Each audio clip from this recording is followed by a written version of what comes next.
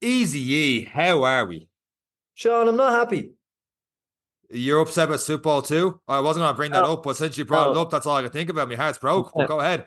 I'm gonna bring that up anyway, just to annoy you. Ah, no. Um, no, for the first time in this podcast, I said, you know what? I give him nothing but a hard time. I told you last week I was proud of you. I gave you that, the big, well done, Sean. And I got slated saying I couldn't have blown more smoke up your hole. Well, do you know what, Sean? You look like shit today. I hope you There's, feel the same as you look. Do you know what? If you never ran again, it'd be the best. No, I'm only joking. I'm only joking. that's the Eric Hollis I Uh, know. that's the end of me being soft with you. Anyway, I got put in my place for God's sake. Obviously, that's not what the people want. They want to see the abuse that's going on right in the center. But anyway, now I've got that off my chest, John. Oh, good. How was the 49ers game? Ah, shut up. I think people could like obviously people are listening to this more about racing than football, but the only you have one of those races where everything just goes wrong, you're like, really, that happened as well. That was like watching the game. So moving on, wasn't our year again for the 29th year in a row. How's your training going? Because I saw your reel you put up during the week. You're doing intervals now. So you went from just do a bit here and there, get back and run a little bit on the bike, get your gym sessions in, and now you're jumping into interval sessions with 70 people. Like 70 people in an interval session, you're obviously all not running the same intervals, or are you? So it's actually very well done. So at the minute it's only 200 meters, and I think, you know what? I think it's exactly the way I wanted it, particularly going from fat man trying to run man.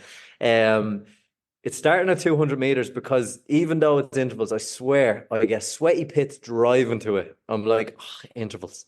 Even after all the years of doing them, I still hate them. But I'm never more satisfied after a I training session after intervals. Um, so it's really well done. It's separated into groups, so you find your level. So there'll always be a group leader. And of course, being who I am, you're given the choice which group you're going to train with. Yeah. They're really fast ones, or they're trying their best ones. And I was like, well, I'm going to try and hang on to all these who look like they run a 5K in 16 minutes. And this week was a little special as well. As I mentioned, Monroe on the podcast a little while, he's actually came and trained with me. So the podcast has gone from a listener to training partner in Dubai on a running track in the middle of Al Barsha, which is it was actually a special moment, and he was absolutely cruising, which is great to see as well. And it made me want to run faster. But it's really really good. It's good. And so the way the track works, like we'll take lane one and there is a pace. So for me, I set the paces this week because in that group it can get wild because people will start running at a 230 kilometer and then everyone's goose. So I was kind of like, okay, this is my plan. I'm going to do 330, a 310, and then a 250 for the 200. So it's three sets of four. Um, and everyone was like, yeah, okay. And the soon realization that no one was able to pace. So I was like, right. So if you're in front of me, you're faster. And if you're behind me, you're slower than that. Yeah. And I ended up getting a perfect training session for my ability. I was working really hard, but I had to keep the leader's legs and I had to, stay on top of it. I couldn't fall out. So for me, it was a great motivator. And then the other groups, so we'll lead off and then the next group follows. But because we're first, we're always putting a gap into them and everyone sticks in their lane in the track. So there's a little bit of overtaking in your own lane, if that makes sense, when you're Yeah. clear with other groups. And you basically set your own pace. And once you hit the 200-meter line, you're 90 seconds. So I just monitor the 90 seconds, give the 30-second warning, five, right, let's go. And we're all in lane one again and going. And it's so really, I've trained with seven people. It's the But 90 seconds plus or minus like oh 10 or no, so. But no, well, you're on your 90 seconds, but people are running with you. They come in 5, 6 seconds later, so they're only getting not that it's if big they difference, but they're plus or if minus they the yeah, if they ran faster than me, they were doing 84 seconds. And if they yeah. were slower than me, they were they were or Well, the sorry, other if they way around. The other way, yeah. 26, if they were slower than me, it was. But to be honest, if you were willing to work that a little bit harder and you got an extra 4 seconds, then no biggie. If you were trailing behind and you got less of a rest, you're improving. So, Yeah. all in all, once the control was there, now we're talking a second or two, like over 200 meters. We were just consistent in the laps, so like there was never major complaints on it. But some of the guys in the front could have ran a 220. They're a really, really good guy. They're actually holding back because they have a race on Saturday, which I've signed up for. There's a 10K on Saturday. It's not going to set a record, but it's just nice to get surrounded by people. Take advantage of the cold weather. It's 24 degrees. Take advantage of the cold weather that's here at the minute and just get involved in a race. It costs, you ready now? No. €10. Oh, You get a bag, a medal, and a t-shirt. And there's a 10K, 5K, and a 2K. is this the one in the mountains? No, this Oh, isn't sorry, even. this is not the one in the mountains. That's not the travel one you're doing. You're doing that This as... is just come on and run on the road, and I'll give you a medal now. The medal better be good, but for a tenner, I can't complain too much. Might be So edible. yeah, you better be edible. Yeah. No, but apart from that, it's going really well. My weights, I'm very impressed with the weights element, and I think it's going to give me a good foundation. So the leg press, I'm quite proud of that one. I'm 290 kilo, 3 sets for 6. So for my strength and conditioning coach, I'm doing okay. So it's 3 times the body weight on a leg press, which is pretty good. And then mixing in a few others. So that's just my little. And then everything else is real humble, like picking up my little 2 kilo dumbbells. So that's my ego one, but it's I'm enjoying it and I'm starting to get the hunger back. Last night and those intervals, it was starting to come back. The competitiveness to run was coming back. And now an event of 10K. The goal will be just try and hold the 5 minute K because that at the minute is tough for me, particularly in the heat. We're adding in the heat factor. So if I can just hold that and get in or around that, or even just under the 50 minutes, if it's 51, I won't kill myself. If it's, if it's 55, I'll be having a chat with myself. But, it's to be in and around that 505 to 455 bracket for the 10K. And I think I'd be happy with that progress and then start setting the sights because remember, we've got a year. There's a long time of training and maybe an Ironman and stuff in between. So I don't need to be a 40-minute 10K man this weekend. Is it a flat course and is it an early morning start because of the weather doesn't really matter over there? Like that 24 degrees is cold to them, so I'm assuming it's a normal start for them. It's no, it's I think it starts at 7, so I'll be all wrapped AM. up before. Yeah, so the sun will just be on the horizon, so you won't be feeling the full heat, so it should be okay. The sun's not even up yet and you're racing. I think, yeah, well, it's getting bright. Different, I suppose. It's not up, but it's yeah, but like when you don't. That's a run in the dark over here. You know that. Yeah, no, it's bright, but it's it'll be dark on the way there, and then at 7 o'clock hits, it'll be starting to get bright again, and yeah, it'd be cool. It'll be the coolest point of the day, just before sunrise. So it makes the most sense. So it's yeah, so it's exciting. It's exciting to put myself out. I was nervous just going, oh, it's a 10K race, but yeah. Already giving myself all the cop-outs there in front of everyone on the podcast. But it's nerves are good. It is a start. No. But progress is important, John. Yeah, and it's steady, step by step. And I feel like you've learned a lot from this week's episode of the Any Given Day podcast. Yeah, and to be honest, I've had a few harsh talks with myself since we've recorded this podcast and a few other podcasts. And this one, for me, was one that really put everything into perspective about longevity in the sport, about not trying to be the hero today. Let's keep progress. And all I've talked about there and the goals I'm setting for myself are based on what you're about to listen to. Yeah, I mean, like we have constantly preached consistency on this podcast. But one thing we haven't talked enough about is patience.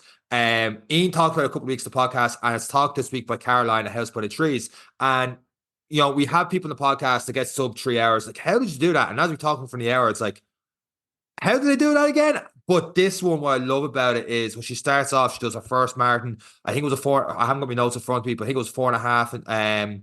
4 hours 30, something along those. I could be wrong on that. But then she talks about the next event. But not only she talks about the next event and the next event and the next event, she talks about stuff she added in. Like she went from just her easy runs and stuff and getting used to running and enjoying running to, okay, this got brought into her element then of her training. And then she brought this in and she just got that little bit better. And what it does is not only does she get better, it doesn't put too much in the body straight away because for example, in the summertime, we'll see, people have their plans and stuff for the marathon. All of a sudden, they go from like 0 training to 5 times a week intervals twice a week, hill running here because hill running is the best for this for strides, and your intervals are the best for keeping your pace. And you need to hit your marathon pace straight away. And all of a sudden, a couple of weeks in, they get injured, and it's one of the reasons why you have 22,000 sign up and 6,000 don't make it to the starting line. And within those 2 months leading up to it, a lot of people are selling a ticket because either they haven't put the work in or they've put too much work in and they just get injured and they haven't got a good structure, or they've overvalued what they think they have in the body because they did a marathon 2 years ago. They can kick off something straight away. Whereas this episode of the podcast is all about that steady progression. And I think listening to this and hearing about, not that I'll ever get a sub 3 hour, but as I was listening going, actually, if I was a bit more patient, it was like not this year sub 3 hour, but build towards next year or the year after a sub 3 hour and put in the work as well as the patience and the consistency, it's possible. And it is. And this is what this episode is all about. And it is a no small feat what this lady has achieved, what Caroline has achieved. It's absolutely amazing, and how she balances her life and her amazing Instagram page that I've been robbing snacks off. So now that she's going to be going live, get ready to see the amount of Caroline snacks in the stories that I've been making over here. But it's absolutely amazing. This one is one for people who want to see something tangible that's achievable and a step-by-step process. And as you said, just being patient. I have learned a hell of a lot. I stopped myself signing up for 2 half marathons because of this one, because I'm trusting in the process of a year's time. I'm trusting in the process of where I can push myself by the time I get to 35. And we've learned that from a lot of people we've had on this, and this one is just a great perspective and a fantastic episode. And with that said, this is this week's episode of the Any Given Monday podcast. Let's go.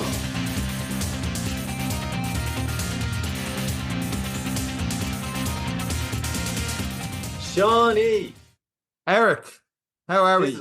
This is very unusual. I usually wait for you to say something, and I kind of got a bit starstruck there. I was like, oh, this is my kind of time. The last couple of weeks of the podcast, every time I do an intro, if I stumble over one little thing, you start giving out to me. So I'm like, no, Eric, you take over this week. So I'm just going to sit back while you introduce our guest for this week's episode of the Any Given Monday podcast. Eric, let's go. This week, Sean, we have Caroline Hassett. Caroline, how are you? Hello, how are you? Caroline, sorry.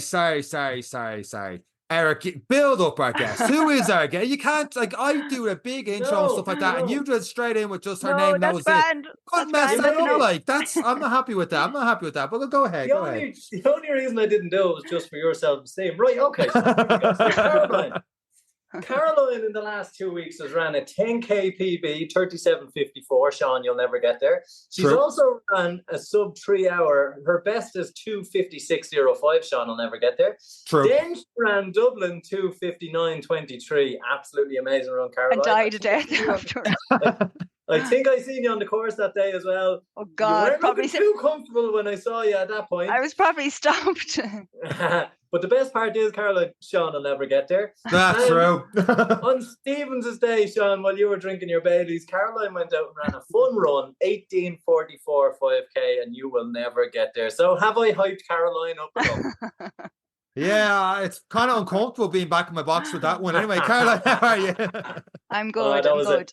I was playing along. Caroline, I'm sorry that Sean threw his rattles out of the pram, but we put him back in his box. Caroline, you are very welcome onto the podcast. And I suppose that's where we're going to start. I've given every accolade over the last little while, but how did you get into running, and how did you end up doing a sub 3 marathon? Okay, well, I suppose I started running in 2017 from absolutely nothing, from nothing. I was 34, hadn't ran since I was probably 9 or 10. I honestly hadn't ran in years. And I'd had my second baby. I'd had 2 babies back to back, more or less, very close together. Within a year and 10 months, we had moved home. We had been living away for years. I had been living away since I was about 17. So we'd moved back home after a long time away to build a house. And it was just, I'd moved home. We'd 2 babies, and it was just something to get out and do something for myself. We were building the house at the time, and I remember my mom said to me, and my dad had died earlier on that year, and a lot had happened, a lot had been going on. Yeah.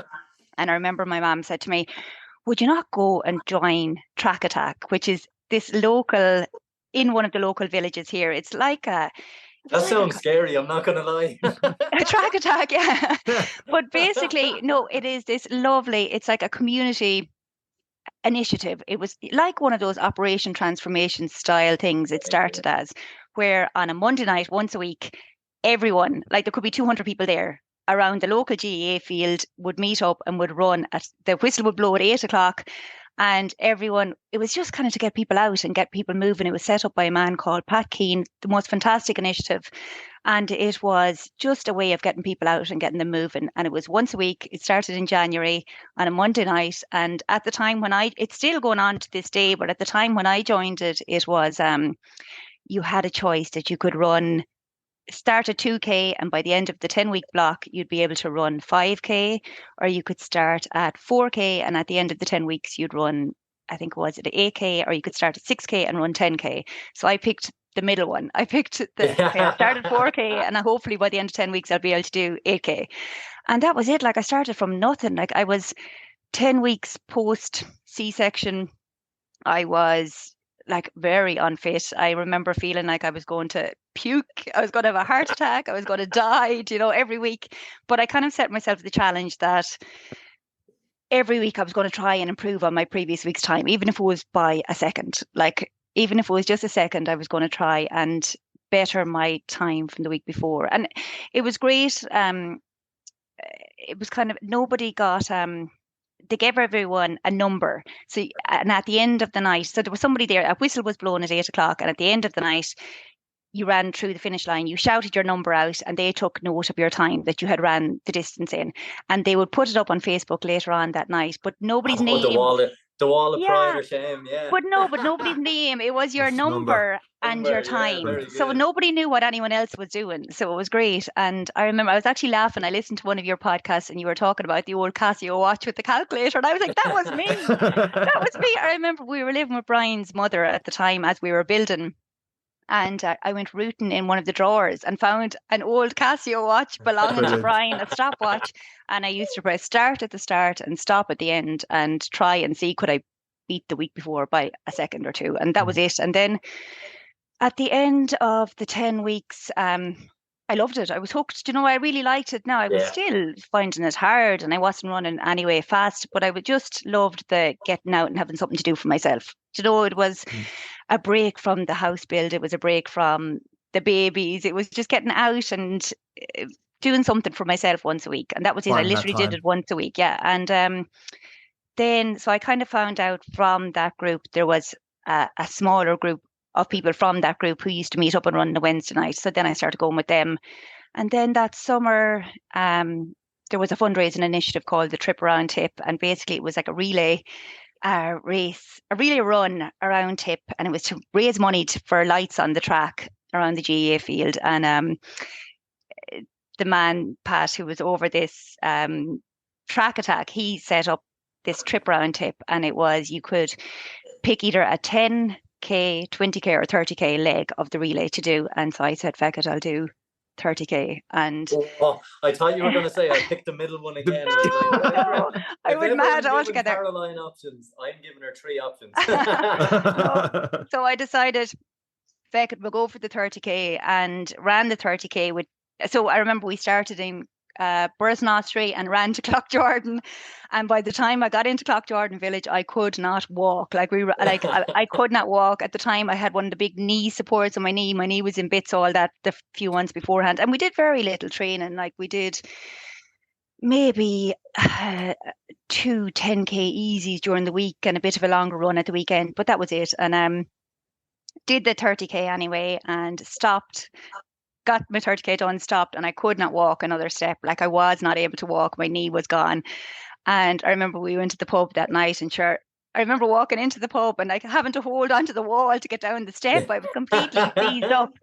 And that night we had a few drinks, and then we said, let's do Dublin Marathon. And that was 2017, when you could decide in July to sign up for Dublin Marathon, and you could still sign up for it.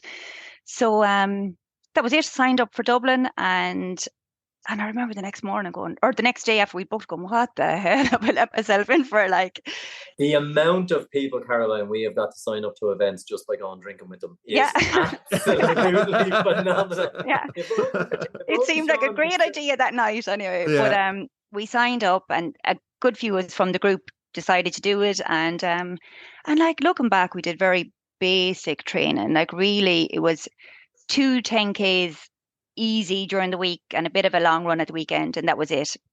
And I went and ran Dublin Marathon 2017, and I ran the whole thing, well, most of it with my good friend Donny, and we had the best crack. Like literally, we ate every Jaffa cake that was handed to us. We ate every sweet. We high-fived every child. We had the best crack. We just enjoyed it so much. And then we got to about mile 16, and it's funny now, like Donny, yeah, we say we were like Jack and Rose in Titanic. He was he wanted to pull back and I wanted to go on, and he was like, go, and I was like, I'm not going without you, and I didn't want to go without him, and he was telling me to go. And anyway, I ran on, and I remember in the meantime I had bought myself a watch on Dundee. I had bought the most basic Garmin watch, and the watch had gone dead. I had no idea what pace I was doing. I was running along, got to mile 20, and I was asking people, what time is it?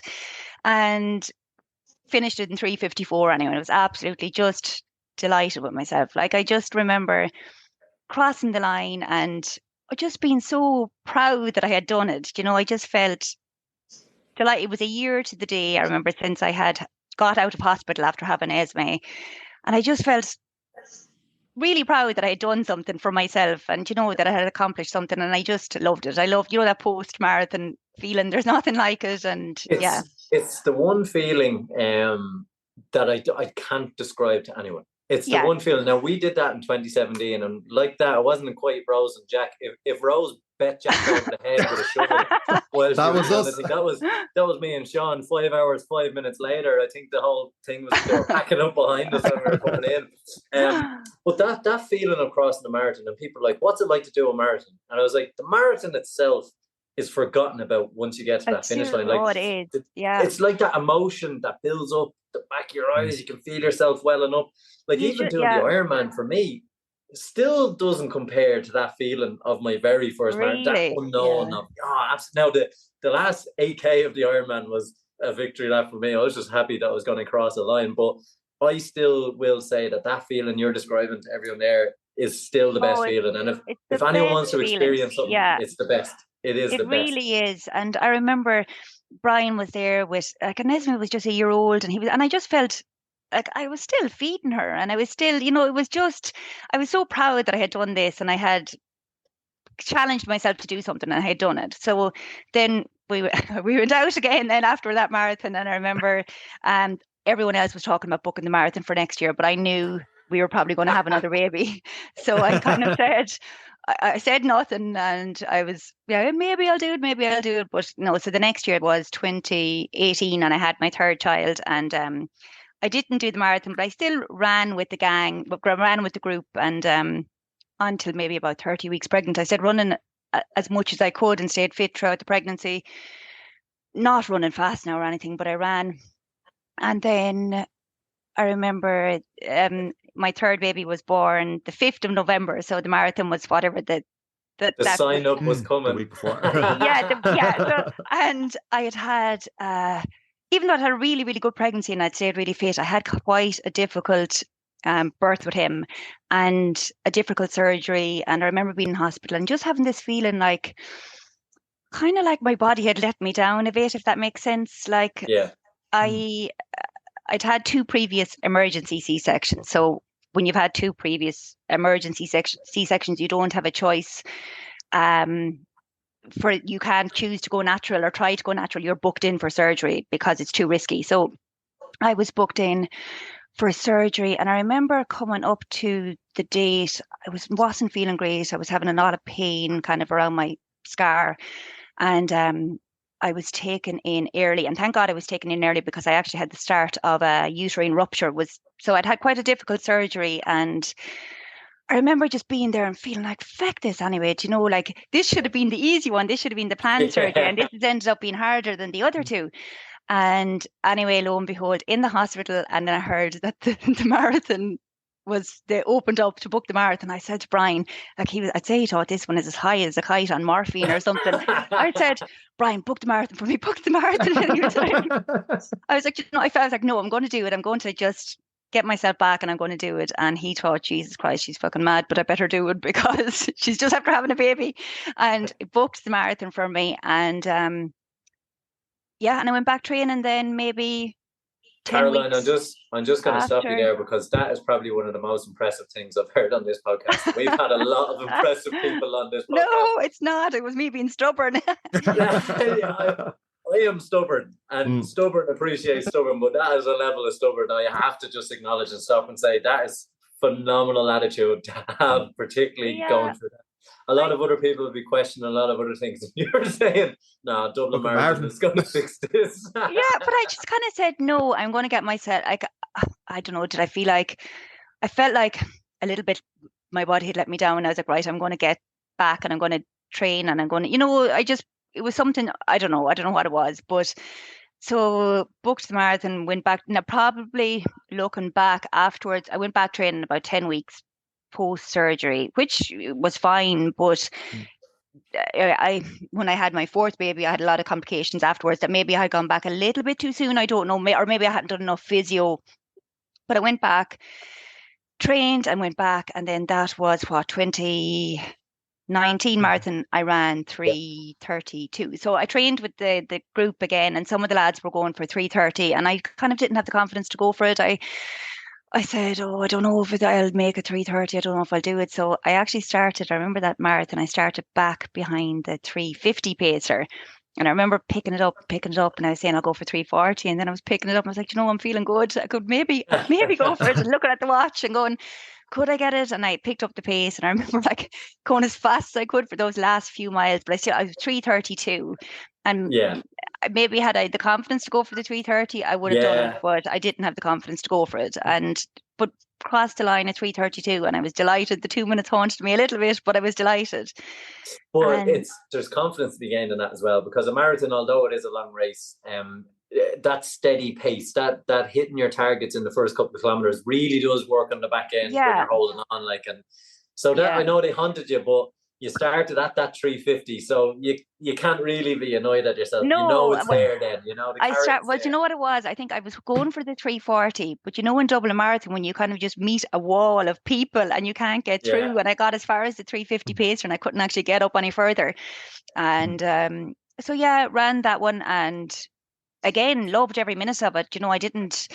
I didn't hit a wall or anything. I really felt great. And then the following year was 2020, was COVID.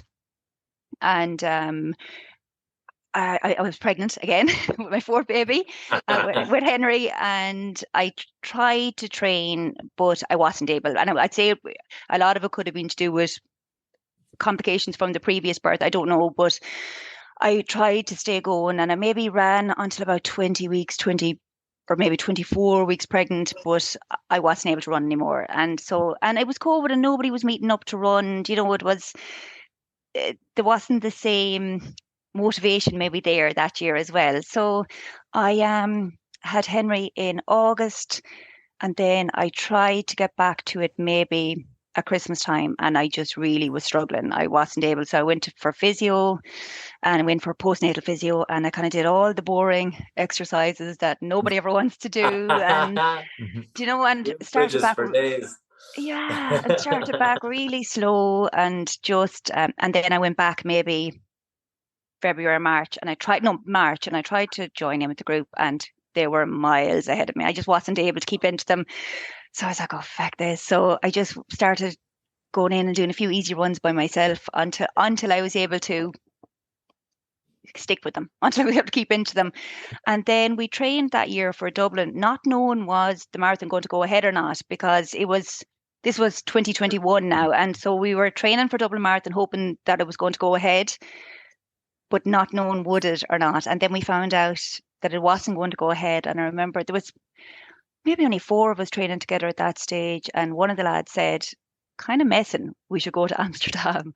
And as a joke, like, yeah, we'll go to Amsterdam, run that, because we knew that was going ahead. And then we were like, maybe we will go to Amsterdam. And then that was it. We went and ran Amsterdam Marathon that October. And I ran 3:15 in that one. So but it was funny again, like, I kind of didn't know what to aim for. And I suppose if anyone asked, I said I was going for 3:30. But if anyone close to me asked, I told them I was going for 3:25.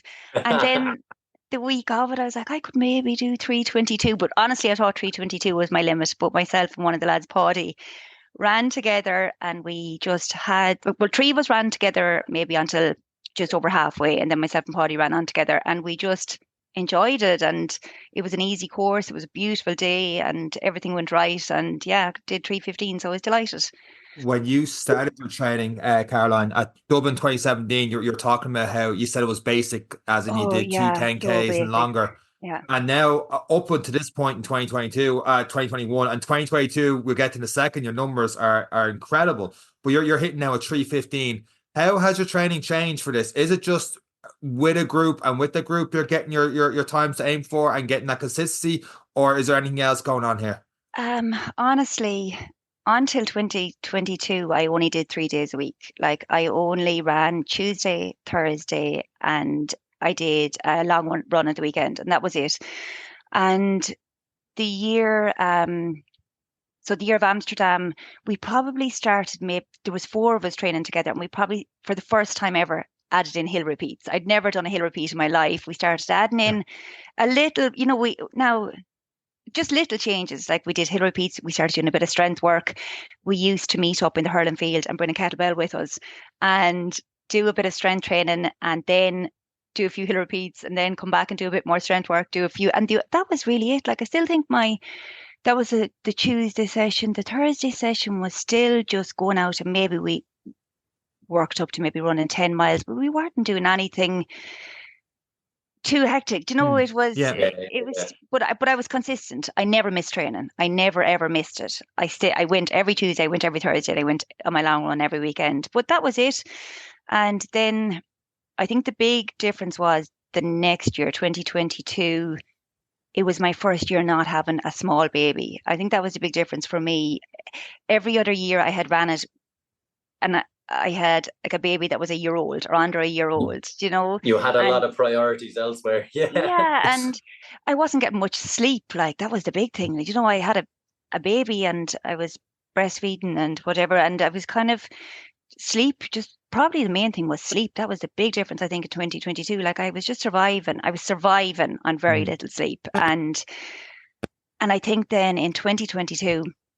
Like, I did my first sub 3 in 2022, still off a 3-day week, still off Tuesday, Thursday, and the long run at the weekend, because that was all I could fit in. Like, it's a bit easier now because they're gone a bit older. The kids are a bit older, but at that time, it was the only difference, I think, was I was getting a bit more sleep, and I started to prioritize maybe nutrition a little bit more.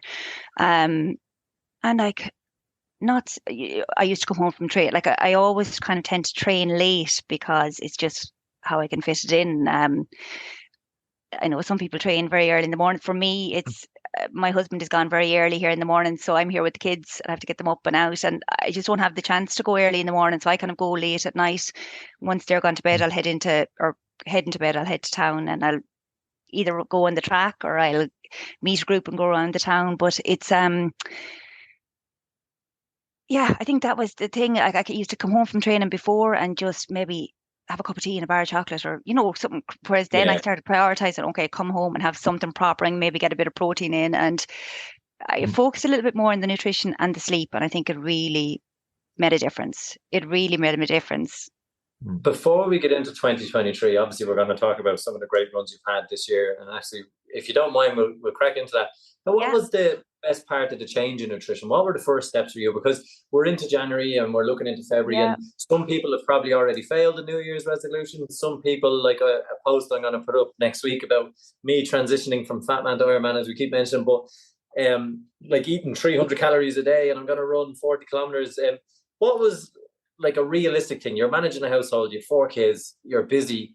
What was the big changes or the simple steps in nutrition you found were the big players for you? I did. an online course. I think it was. I don't know if I could mention. It was. Work away. Yeah, Yeah, Daniel. work away. So I don't know if you know Daniel Davy Nutrition. I I've did. seen his He. stuff on Instagram. Yeah. Yes. So he had. It was an Empower program. It was called, and you could sign up for. I think it was a 10-week program, and it just gave you basic recipes and advice. And I think it really simplified things for me. I think I used to always think, oh my God, sure, I'll never be a person to, I don't know anything about protein. I don't know anything about, this was real simple food, basic, healthy, simple. It really simplified it. And it was really looking at it like, don't overcomplicate things. Just, it gave me an idea of how much carbohydrates I needed to eat, how to fuel myself for a run, and that I should be getting protein in after a run. And I never, like, I suppose before that I never even had taken a gel in a race. Like, I didn't um it just gave me, like, I probably wasn't fueling myself properly. Yeah. I was eating the wrong things. And now before I go for a long run, like, I'll make sure that I'll always have like a white bagel, banana, honey. And I'm eating a lot more carbohydrates before a run, and then I'm trying to get protein in afterwards. Whereas I never did that before. I didn't have a clue. Like, I feel like now I know what to eat to get the best or to get the most out of my training. And it is fueling you for what it is you're trying to do, and good fuel in means good performance, and that's why there's so much. And Daniel, if you're listening, you owe us an episode or €1 million. Oh, and it was, but it was, yeah, it was. Maybe I probably didn't, like, now I feel like I'm eating way more than I ever ate back then, but I'm eating the right foods. To now, I eat an awful lot of crap in between, but I try to eat the right foods. If I'm going to have a tough session, I'll eat more carbs that day, and then I'll try and get a bit more protein in the day after. And I'm just doing it simply. Like, I'm not eating protein shakes or anything. I'm having Greek yogurt with my breakfast to get a bit more protein in, or I'm having maybe poached eggs and just making just simple changes, I think. And that's one thing I noticed with a couple of clients doing the nutritional things, the nutrition coaching myself, was a lot of simple changes. Like, a lot of them were expecting a 6-week eat salad, this, that, and the other. Yeah, but a lot of it could be as simple as switch that to whole wheat and add an egg. And very subtle changes in your routine, and it can make a big difference. Yeah, or simple things. I find, like, instead of having a bowl of porridge before a run, I might have a bowl of Rice Krispies because it goes down better. Do you know, like, Yeah, and absolutely. Less heavy, you perform better. Yeah, absolutely. Yeah. And it's great. And if people are wondering, we'll get on to the Instagram and stuff later. You have some fantastic looking recipes on that Instagram. I was going through it there today. Would you see, I'm great for, let's say, I'll eat a really healthy breakfast, healthy lunch, healthy dinner, but then I eat so much crap in between. So I'm trying to change it to eat healthier crap. So we're getting better sleep. We're fueling better. You focus on the physio and stuff. Obviously, I'm guessing we haven't touched on the fourth pregnancy. Obviously, went a little bit better. Did you feel like after the third pregnancy, taking on that marathon, the body, everything changing? Did you feel like you got your body back, or did it let you down? Were you happy with what happened? No, I was really happy with the marathon and everything. And like, I was delighted. And then I was delighted with the 3:32 after I had Milo. I was delighted. And then I had my fourth baby, and we did Amsterdam, and then we went into 2022, and it was my first time not having a small baby, and I was able to maybe dedicate a bit more time to train. And I still did 2022 off the 3-day week. The odd time I added in an easy run on the Saturday if I got a chance. But I mean, it was maybe a 10K easy maximum. Like, it was, and it very rarely happened. I'd say in the 16-week marathon block, maybe I got out for a fourth run in the week 6 times in that week, but in that block. But my training changed because our group became bigger. All of a sudden, there was a big group of us training for the marathon, and there was a good few lads in the group. I suppose I was kind of in limbo. I wasn't as fast as the people ahead of me, but I was a bit faster than the people behind me, and I was kind of on my own. I found myself on my own for a lot of it. So I was maybe pushed myself a bit to try and catch up to the ones ahead of me, if that makes sense. Yeah, They brought absolutely. me on, and we used to train on a Tuesday and a Thursday again, and we changed it up a bit. Peter, and a new guy, not a new guy, another man kind of joined our group, and he's a very good runner. He has like a 2:44 marathon, and he started doing up training plans for us, and started introducing things like 200-meter repeat, 200-meter repeats, 400-meter repeats, stuff I'd never done before. I'd never done anything like that before, and it really made all the difference.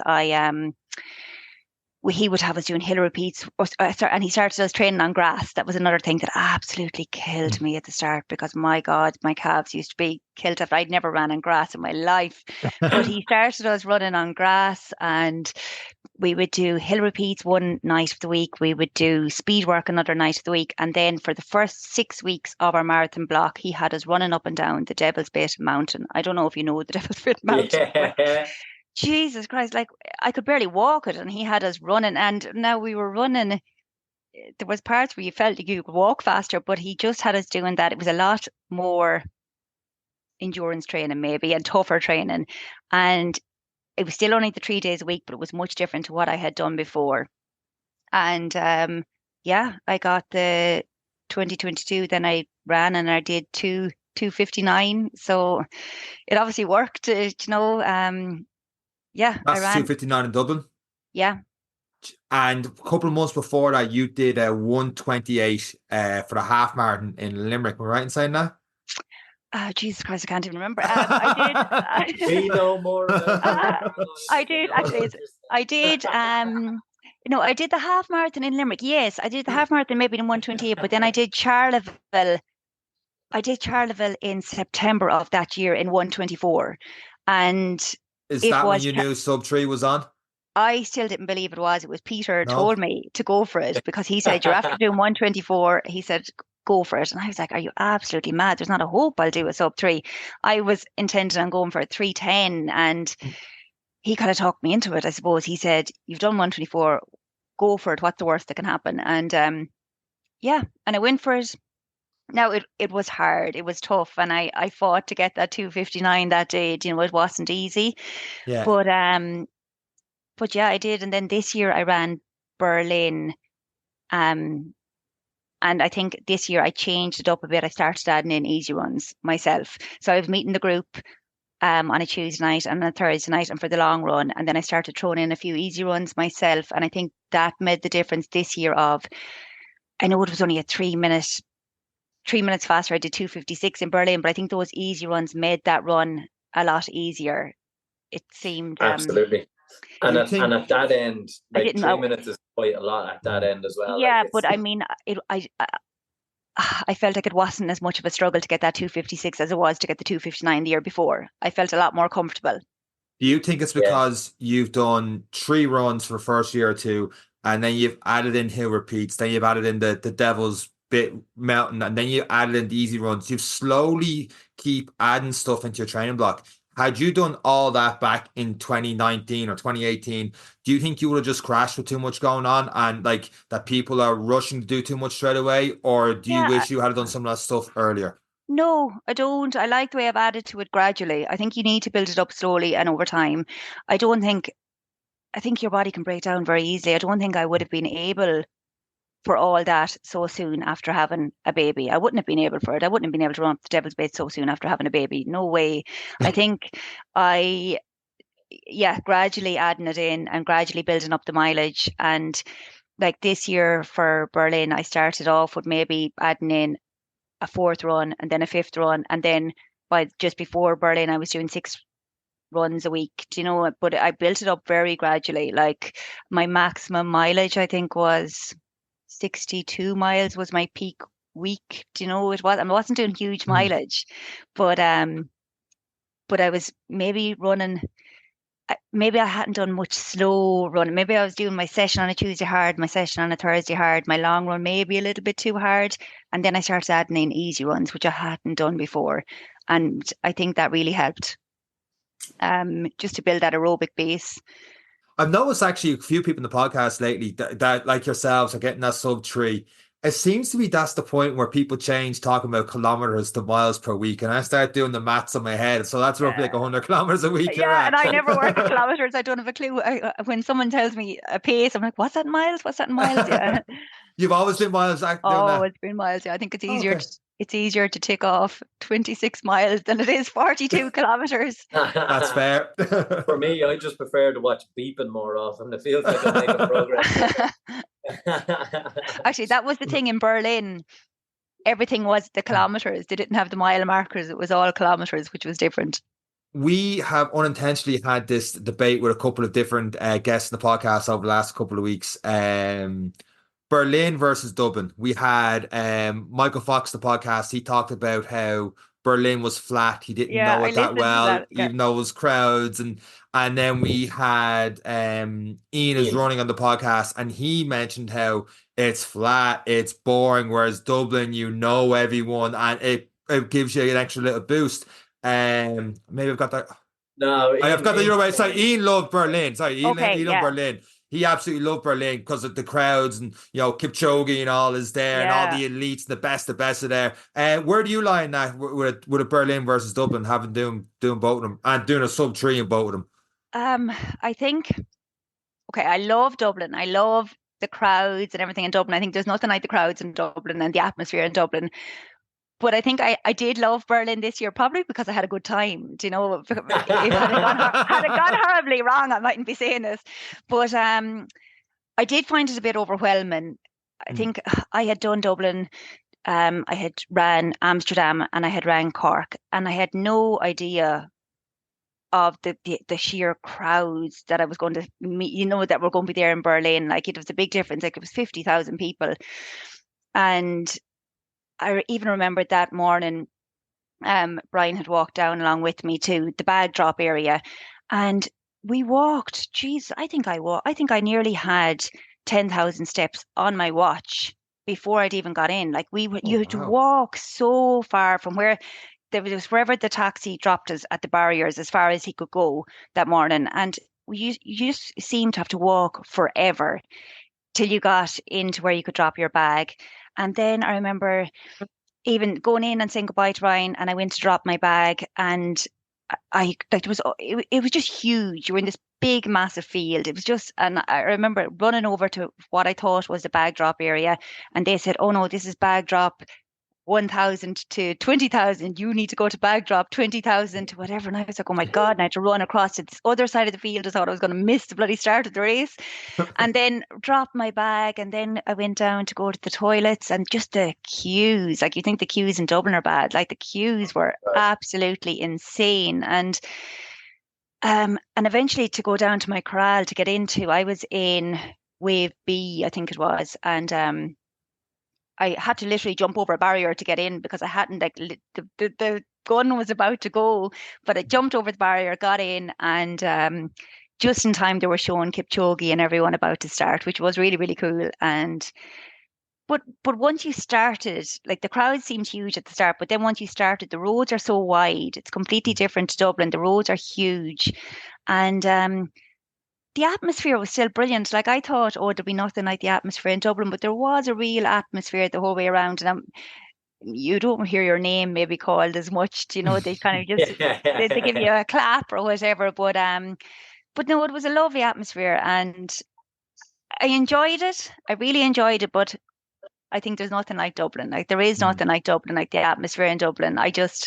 Dublin on marathon weekend, I just think is absolutely unbelievable. It's very hard to match, I think. Yeah, it's almost a shame that it's gotten really popular now. Like you say, back in 2017, halfway through the year, you could easily sign up. Yeah, I you think, could sign up now. You have to make your yeah, decision a few days after. Like, you're still in absolute agony. You hardly have to go down the stairs. The next yeah. thing you're like, oh my God, I have to sign I up for next can't year. lose my place. Yeah, Yeah, yeah. it is a little bit of a shame. How does Cork compare, I suppose? Oh, Bear in mind, we've got a couple people listening that listening from Cork, and they love Cork and the real capital and all that. Be yeah. totally honest. I I did. Caroline's from Tip. She's not afraid. So I ran Cork. So I ran Cork in June. Was it the June Bank Holiday weekend 2022 in 3:10? And then I did Dublin that year. I got the sub 3. But it was the wettest day of the year. I'll never forget the rain. Like, I will never forget, before we even started, my shoes were soaking, my socks were soaking. I was standing there with a bin bag over me going, oh my God, this is miserable, before we even started. And then, because it was so wet, nobody was really out watching. It was very, the crowds were very small. But still, it was lovely. I ran the whole thing with a lovely fella called Tony Houlihan. I met him at the start of the race, and we've stayed friends since. He was lovely. We literally ran the whole marathon together. And he was from Cork, so he gave me a tour of the whole city. He was showing me where Roy Keane lived. He showed me where Pete O'Mahony lived. He showed me some sub goalkeeper from Liverpool. He was showing me everywhere. I got a Cork City tour that day, but it was, yeah, I enjoyed it. It wasn't as hilly as Dublin. Definitely not as hilly. Mm. I think the course was nearly easier, but the weather, like by the end of it, I remember running up to that finish line and Keep going. yeah, the rain. Like, I Straight to the actually felt hotel. like you just felt like your shorts were nearly going to fall off. They were so weighed down with the rain. Your runners were heavy. It was just miserable. It was miserable. And But yet, with that weather and with no crowds, you got a PB that day. Would I have been a PB yeah, 310 yeah, time? yeah. So I done 3:15 in That's a huge confidence Amsterdam. boost. Yeah, yeah, no, it was miserable though. And I remember a past guest of yours, Kevin English, was at the side, and I remember him shouting at me or saying, well done, or whatever. And I just looked at him going like, oh, all I wanted to do was just finish. I was like, just feck off. I just want to get across this line. Just leave me alone. It was miserable. It was miserable. But yeah, it was. And I remember crossing the line, and I sat down on the ground for about 10 minutes. It was tough. It was tough, and it was hard earned. And that's why I think when Peter said to me that year for October that you could do sub 3, I was like, there's no way. How will I do a sub 3? Because I was thinking back to how tough that 3:10 had been. But yeah, no, but it was a lovely course. I did enjoy the course and everything. We'll move Yeah. on from marathons in a second, but you talked about you did Dublin Marathon this year and you got a 2:59. And I died an absolute death. What happened? You talked about banking on time in the first half of the Oh, marathon, yeah. and Oh, the I last just, 4K was tough. Am I right in saying that? Or yeah, maybe oh no, the last 4K in Berlin was tough. Sorry, that's yeah, when no. you struggled. So in Berlin, I had ran Berlin, and the training had gone absolutely brilliant. Everything had gone great, but the 10 days out, so the Tuesday in the taper, 10 days before, I had picked up an injury. Bloody typical. It was the last speed session of the training block, and I remember I think it was like 5 by a kilometer repeats or something. And I remember running down the hill and just feeling my adductor, like I felt the inside of my leg was sore, but I stupidly ran on, finished the session, and then did the warm down. And in the warm down, I was limping, and I knew, shit, this is 10 days before Berlin. And I went home, and I drove home, and I remember I could hardly get out of the car. Like, I couldn't barely walk. Like, my leg was in bits, and hobbled in home. And I said to Brian, that's it. That's Berlin gone. I can't do it. Like, I'm not going to be able to run. I could hardly walk. And the next morning I was in absolute bits. And so I did nothing the Wednesday, Thursday, Friday. And then the Friday night, stupidly went out and tried to run on it again, thinking, Yeah, I just to need see to if I'm know. still messed up. Yeah, I need to know if I can do this or not. And I went out and I ran, and was back to square one the Saturday morning. And this was a week, like I was flying out the next week. It was a week and a day to Berlin Marathon, and I was in absolute bits. And so I tried everything. I went and I bought every bucket of Epsom salts in the country. I went to cryotherapy. I went for physio. I went for dry needling. I did everything possible. And I didn't run the whole week in the lead up to Berlin. So that was my last run had been Friday, 8 days out, and I did absolutely nothing. Flew over, not knowing was I going to be able to do this or not. And on the day before Berlin Marathon got there, and I went and I said, right, I'm going to have to see, can I run? And I did a 3-mile shakeout run, and did 3 miles and strides, and I could feel it. Like, I knew that this was sore. And so the morning of the marathon came, and I to bless myself, I put on a whole tube of Voltarol gel, and I took 2 Nurofen, and I said, right, well, hope for the best. Like, hopefully, we'll see what's going to happen. And whatever happened, by some miracle, I did not feel my leg the whole way through that race. But I was conscious that it was there.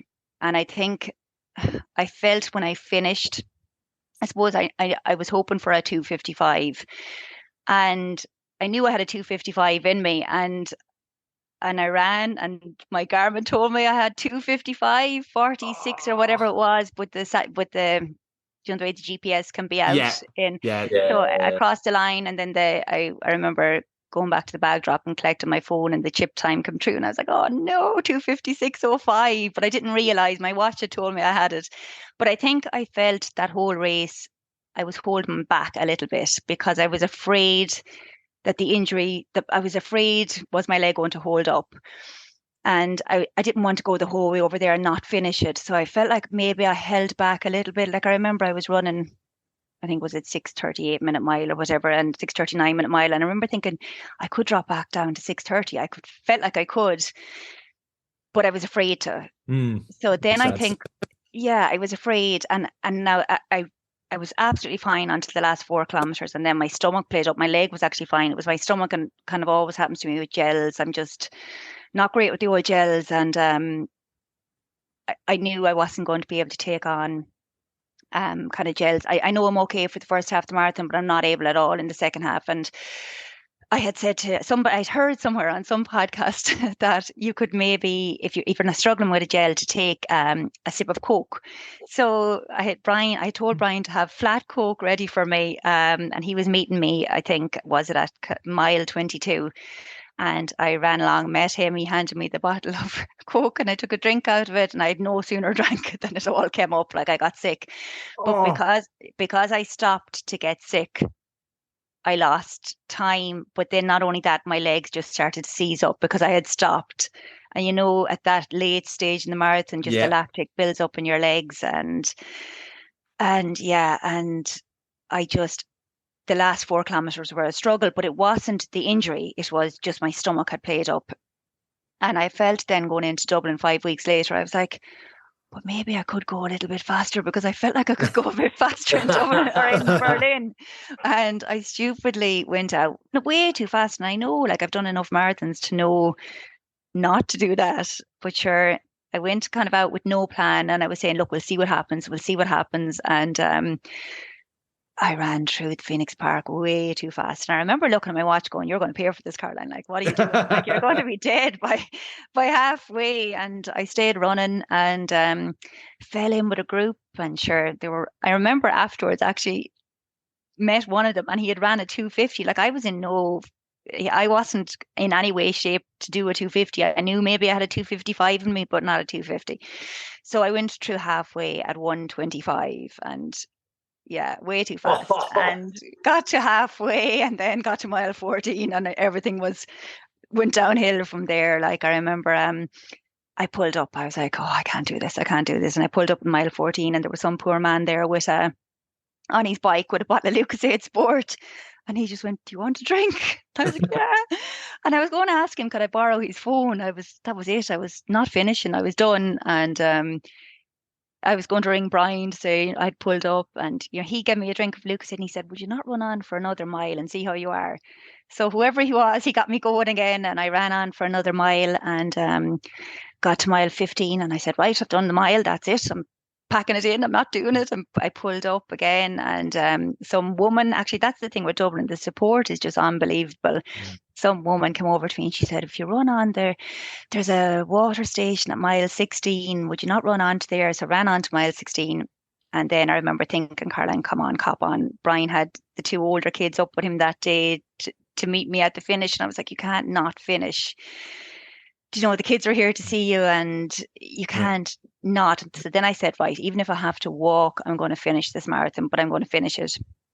And that was it. I walked and ran that last 10 miles. I swear to God, I stopped so many times. I'd say I stopped 10 times, but somehow managed, only if I had banked that time at the start, I somehow managed to come in under the 3 hours, but it was a tough slog. How good was that feeling to see 2:59 on the clock, even after such a bad I, day out to be like, I can't believe this. I couldn't believe it because I felt like I had walked so much of it. You know, I felt like how could that be 2:59? Because I've been doing nothing but walking, I felt. So yeah, it's funny though when you stay moving forward, you're you know, because I stayed walking, but kept walking on. I didn't maybe lose as much time as I thought I had lost. Mm. But oh sure, I'd convinced myself that everything was wrong. My hamstring was sore, my glute was sore, but no, I'd gone out too hard, and that was all. I'd gone too hard, and I blew up, and yeah, lesson learned. But it is a lesson, and even looking at the latest, you've gone and done your 10K PB. So whatever you did didn't bring you down anyway. Yeah, yeah. I don't know. Yeah, I think after that, I took 3 weeks off and I needed the 3 weeks off. You know, I'd done kind of Berlin and Dublin back to back. Like there was only, what, 5 weeks in between. And I just took the 3 weeks off, had a rest, and yeah, got back to it and just have been tipping away, but running a lot of slow, easy miles. And that rest is probably what gave you that recovery. Although you're still staying working, still staying consistent, giving the body somewhat of a break. You've kind of set yourself up for a good start to the year. Yeah, yeah, hopefully. Hopefully. So you ran a 37:54 10K only last week. Something me and Sean can only ever dream of. But we'll aim to get there at some point. No, but I swear, I remember like my previous, I avoided 5Ks and 10Ks like the plague. Like I hate, and I still hate them. I absolutely hate them. Like I feel like give me a marathon or a half marathon any day. I just feel like they're so hard to go. You're going fast from the get-go. But my previous PB had been like last year I did 38 something, but before that I was 40 minutes and 40 seconds was my previous. You know, I like I never was a 10. I'm not a 10K or a 5K runner. I find them very hard. Tend to disagree with you, Caroline, now that you've got a 37-minute 10K. You're not a 10K runner. Yeah, well, I this year now I am after Dublin, I finally have signed up with a coach. And so I never had a coach before. So I have signed up with the lovely Emmett Dunleavy. And Emmett has me. So just kind of over winter, nobody in our group was training. Everyone was taking a bit of a break. And I said, if I don't stay running, I'll find it very hard to get back to it, you know. So I wanted to have some kind of structured plan for over winter. And yeah, so I've signed up with Emmett and he has really pulled everything back and he's just given me an awful lot of slow, easy runs. And yeah, I feel great for it. I really do feel great for it. I think maybe I was doing a tough session, 2 tough sessions a week and a long one, maybe a little bit tough. And I wasn't doing enough easy running. And he has just pulled it all back and he has me running very slow, very easy, but maybe a few strides and things thrown in. But yeah, it seems to be going well. I'm enjoying it. And is he building you up towards something further down this year? I'm signed up for Dublin. So Dublin is Dublin's the main one this year again? Yeah, well, 2:45, Caroline. I don't know. I get a. We're not close enough to her yet to hear the 2:45. She tell us 2:55 maybe, but the friends. I'll hop on a bike if I hop on a bike. I know he wants me this year to do a few shorter runs and try and get the time down over the 5K and the 10K, which I always avoided them. I never did them. I would avoid doing them all the time, but he just wants me to do a few more maybe of them to try and get the time down over the shorter distance, and then it should go across hopefully to the marathon. Fingers crossed. And it'll be absolutely brilliant to watch and great to see your progress and all that you're hoping to achieve. And Emmett, if you're listening, you owe us €1 million or you need to come on the podcast. So 2,500 listeners a week are all looking up Emmett now as we speak. But Caroline, I know you don't want to give it away because you're very modest and you're not looking to set yourself up too far, but we are looking forward to see what you do. Particularly as you come into the summer, maybe setting some targets for yourselves, and we might get you back on again to definitely let us into how it's all going. And if anyone wants to follow your journey, obviously myself and Sean do not do online very well, particularly me. you are quite good at the Instagram, Facebook, and YouTubes and all of the above. Jesus, I'm only on Instagram. I'm definitely not on TikTok or any of these things. Your eBay account has more followers than me. But how do people stay in touch and follow you? Because your page is a wealth of knowledge and all that we've talked about as well. Well, I'm only on Instagram, and I have a page called, which is nothing probably to do with running. My page is a house by the trees a house by the trees is my Instagram. But because I set up my page initially to document kind of our house build, and then that's what Sean's doing now, but he is not as successful as you. But now I set up my page at a time, it was 5.5 years ago, and there were no house accounts out there. I think there were a handful of Irish house accounts, and it grew quite rapidly, I suppose, because there was nobody really doing it at the time. And then I kind of just started sticking up other bits and pieces and started putting up running, and then people started following for running, and I can only put up what I'm interested in, and yeah. So I because I'm so interested in running, I suppose I post now a lot about running, and more so maybe on stories than on my page, but I always kind of show what I've done in training, and then people follow along for that. And yeah, it's mad. I kind of can't believe that so many people follow, but yeah. And just for context, me and Sean, and more so Sean, he's the social media guru of our one. We have 950 posts. You have only 850. We have 1,200 followers. You have 120,000. Yeah, it's a bit mad. Yeah. Does it get a little bit weird? Like, we find it weird with 2,500 people are listening, and we are growing. It's getting bigger. We find it strange that many people would listen to us talking to people about running. Is it weird when you're posting knowing that reach is just hitting so many people? Yeah, I think I love the creative side of Instagram, and I love doing videos and editing videos and taking photographs. I'm not so good with the putting myself out there on it. With that part, I much prefer to take a nice photograph and stick that up than having to be in the photograph. So I kind of avoid. That's all. Like, this is the first time I've ever done a podcast, even, and I've been asked so many times and different things, but I'm like, oh, I'm not really into that side of it. I like getting a job in and having to come up with an idea for it, and I like the editing part and I like the photography part. I'm not that into the rest of the stuff that comes with it. Yeah, and I do. And like, if I meet somebody, someone will come up to me, and people are lovely. Like, people are really, really lovely. And I'll be at a race and somebody will roar, house by the trees. And I'm like, oh my God, mortified. But yeah, like, it is mad. But then it's lovely. Like, even today, I got a voicemail from a girl. A girl sent me a message, and she said she was going to her first 5K. She was going this morning to a 5K in Ennis, and she said she just wanted to send me a message to say that when she was pregnant with she's 4 kids as well, and she said, I used to always watch your page and say, I'm going to get back to doing that. I'm going to get back. If Caroline can do it and she's 4 kids, I'm going to do it. And she sent me a message this morning to say that she was going to do a 5K and to say thanks a million for everything I put up, because it had inspired her to get back doing it. So that's lovely. Like, if it's inspiring one person or one, because I think as women, especially, I think when you have kids, you can lose a big part of your identity, and your days can be tied up taking your kids here, there, and everywhere. But it's important to make a little bit of time for yourself as well. And if my page can show that to someone and can inspire someone to do it, then I'm happy. You do even put yourself out there about knowing, like, even talk with the kids, like you have a lot of highlights, and one of them was like on running tips, and you bring the kids to the football training. You talked about just go for a run while they are training there.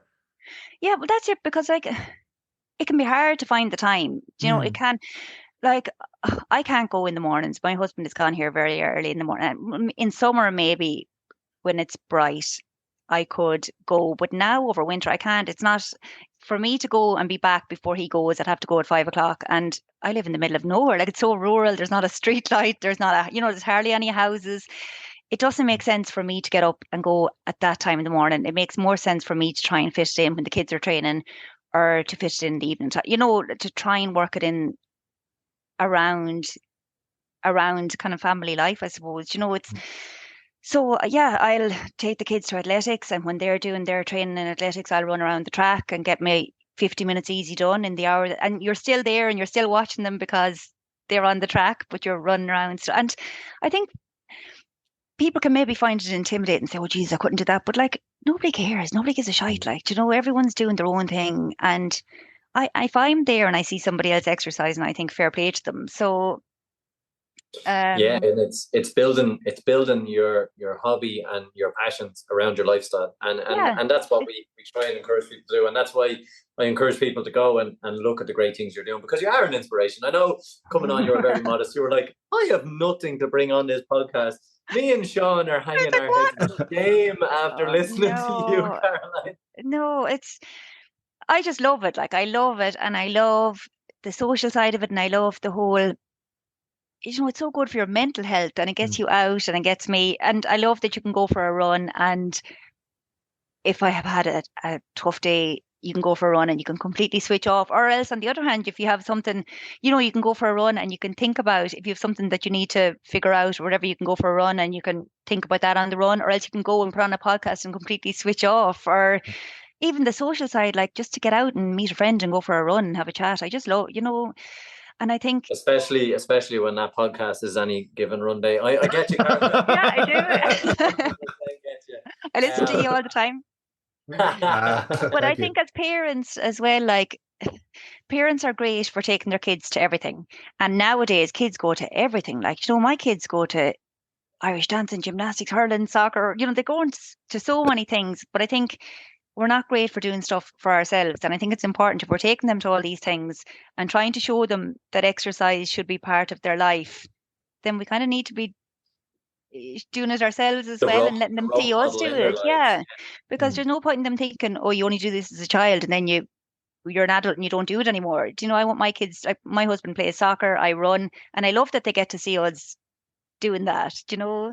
And seeing is believing for them. It's Yeah. because the ceiling for them is, well, if mom could do it, you know, Yeah, like that's it. Yeah. it's it And is amazing to see. yeah, and they love it. Like, they love when I go to a run and I come back and they're like, "What's in the bag? What's in the bag?" They're all about what's in the goodie bag. I have to stop in the shop on the way home and buy 4 of everything and put it into the bag to pretend that it was in the bag at the end, you know, and they love it. Like, they think it's great, or they love getting to go to a run. And yeah, I think it's great. Or even the social side of it, like, you know, even there after the 10K at the weekend, like, everyone afterwards is going in for the cup of tea and the sandwiches, and everyone's chatting, and nobody is asking what time you did. Everyone's just, do you know, Jesus, that hill at the end was a killer or wasn't it? And, you know, everyone's Yeah. just talking about the run and talking about the course and talking about, but you know, nobody cares what time you've done, or nobody cares. It's just, Yeah. I think one of the phrases I've picked up around any races, even around the triathlon, no one says what time did you get. Everyone just says, how did you get on? yeah, how Because did you at the get end of on? the day, it only matters how you got on for That's you. it. Yeah, and nobody cares if you've done it in a 10K in whatever, you know. It's just that you like everyone just wants to know, how did you find the course? How did you know? It's lovely. Like, it's just, that's what I love about running. It's for everyone, do you know? And I think it's a very simple sport. Like, so it's very kind of, the more you practice it, the better you get, and the more consistent you are, the kind of the results come. Well, that's what I found anyway. The more I stick with it, and the more consistent I am, the better I kind of get at it. So Like, it sounds like you've obviously built, gotten, faster and faster and faster. But going right back to 2017, that feeling you said you got when you got that 354, like oh that feeling never really changes, but you just no, have different goals to keep yeah, yourself yeah, consistent and with it. that's it. Just set yourself, like, I love I love setting myself a target and working towards it, and you know, just that sense of achievement when you do it. And like, it doesn't always go right. More times than not, it doesn't go right. You know, more times it can That's go comforting horribly to hear from wrong. my end. But I always find I nearly enjoy the block and the build up to it nearly more so than the race. Do you know, I love the build up and making myself get out and do the training and meet and you know, I love all that nearly more so than the race itself. Hmm. If that Yeah, makes and sense. it's really important, and you'll probably agree, Caroline, for anyone who is listening, particularly ladies out there, get involved with the groups around the local GAAs. I know Yeah. my mum she got involved with that Operation Transformation thing. She did the mini marathon, and she's done it a couple of years, and now she tells me she's ran more marathons than me, and believes that she has. But you know what? I slag her about it, but it is inspiring that little groups like these can go a long way for getting people just taking those first steps. And that's what you did in 2017. And now we're talking to you about sub 3 hour marathons. Yeah, and it's absolutely just brilliant. And I think especially for women, because it's not as easy for women to get up and go out at 5 a.m. in the morning on their own, just safety wise and everything. It's not as easy. Whereas if you could meet up with a group like that in your local GAA club, or, or meet up with a few friends and join a group like that, it is easier and maybe a little less daunting to do something like that. And I find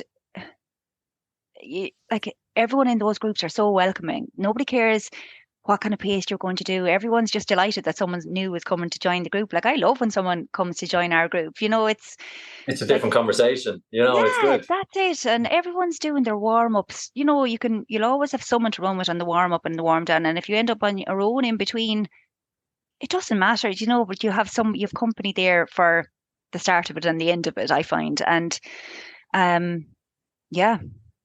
And that bit of alone time, as we said, is good to think about, how am I going to fix this problem? How am I going to do that? That little bit of just being in your own head and suffering a little bit. You solve a lot of the day-to-day problems. I find when I'm really stressed out, after 6K is when I actually start solving a few issues and then coming back with a plan, So it is great for people. And the start and the finish, that's what we always say with anyone we train. I'll see you at the start and I'll see you at the finish. And what happens in between is your own battle with it. And that's the beauty of it. And that's why it's there for all levels. But Caroline, we have kept you a very busy woman on this podcast for a very long time. My kids are gone to a birthday party. So normally they would have burst in here about 20 times to have a look to see who's on here. But they're gone to a birthday party, so we're okay. Yeah. I'm sure everyone listening would gladly listen for hours on end and getting all this advice from you. You have been absolutely amazing. Have you any last gifts that you want to give to people, or little tips for the year ahead on how they can tackle the year ahead for themselves? No, I just think be consistent.